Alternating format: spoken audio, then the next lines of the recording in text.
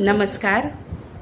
वही कातिल, वही मुंसिफ, वही शाहिद ठहरा, अकबरा मेरे करे कत्ल का दावा किस पर।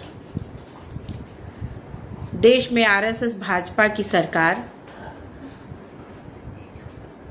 संवैधानिक संस्थाओं ईडी और सीबीआई का दुरुपयोग कर दरअसल विपक्ष की आवाज को, जनता की आवाज को डराना और दबाना चाहती है।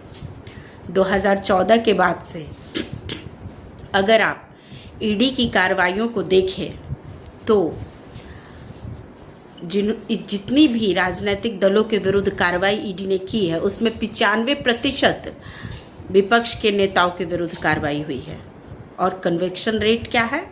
सिर्फ 1%, सिर्फ 1%। इससे साफ पता चलता है कि सरकार जो है वो संवैधानिक संस्थाओं का दुरुपयोग कर विपक्ष को समाप्त करना चाहती है, लोकतंत्र की बुनियाद को कमजोर करना चाहती है, देश में अराजकता की स्थिति पैदा करना चाहती है और अपने तानाशाही वाले एजेंडे को थोपना चाहती है। 2019 में इसी आरएसएस भाजपा की सरकार ने prime minister money laundry act के तहत ईडी को स्पेशल पावर्स दे डाले असमित, जिसमें वो गुंडे की तरह किसी के भी घर में घुस सकती है, सर्च कर सकती है, छापेमारी कर सकती है और उनको गिरफ्तार कर सकती है। तो ये तो संविधान के विरुद्ध है और सरकार इनका इस्तेमाल करके वो लोगों को, विपक्ष के नेताओं को असहमति की आवाज को दबाना चाहती है, समाप्त करना चाहती है।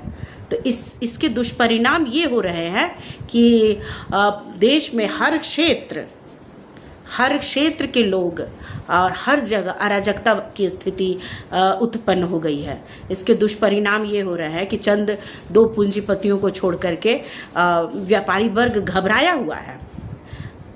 हमारे देश से निवेश जो है वो बाहर जा रहा है और जो निवेश हमारे देश में था, वो लोग जो निवेश करता है वो अपना पैसा देश से खींच रहे हैं।